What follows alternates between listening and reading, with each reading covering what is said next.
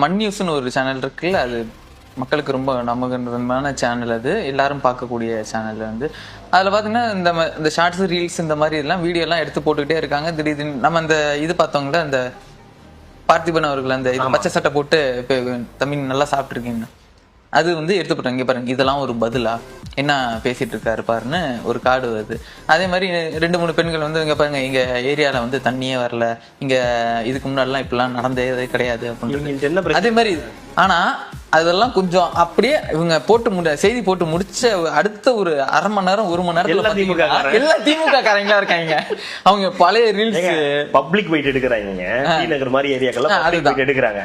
எடுத்துட்டு இந்த மாதிரி ஆயிடுச்சுங்க, அப்படி ஆயிடுச்சுங்க, பாதுகாப்பு அப்படின்னு கொஞ்ச நேரம் கழிச்சு நீங்க சொல்ற மாதிரி 1 மணி நேரம் தான் இவன் திமுக ஆதரவா, இவன் திமுகவுக்கு யூடியூப்ல வேலை செய்யக்கூடிய நெறியாளர் அப்படின்னு வரிசையா போட ஆரம்பிச்சிடுறாங்க. பழைய வீடியோல இருந்து எல்லாத்தையும் தோண்டி எடுத்து மொத்தமா போட்டு காலத்துல இருந்து எடுத்துட்டு வரான்.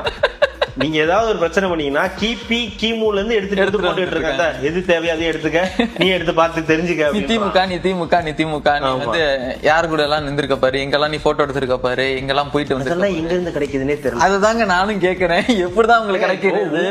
உங்கள்கிட்ட இருக்குன்னா ஏதாவது ஒண்ணு கிடைக்கும், எங்க இருந்தோ எடுத்து போடுறாங்க. எப்படி கிடைக்குது, எங்க இருந்து கிடைக்குது அதுன்னே தெரிய மாட்டேங்குது நமக்கு. பெரிய விஷயம், சாதாரண விஷயம் கிடையாது. அது சீக்கிரட் தான் இருந்தா சொல்லுங்க, நாங்களும் நிறைய விஷயங்களும் தேடி எடுக்கிறதுக்கு வந்து ரொம்ப சிரமமா இருக்கு.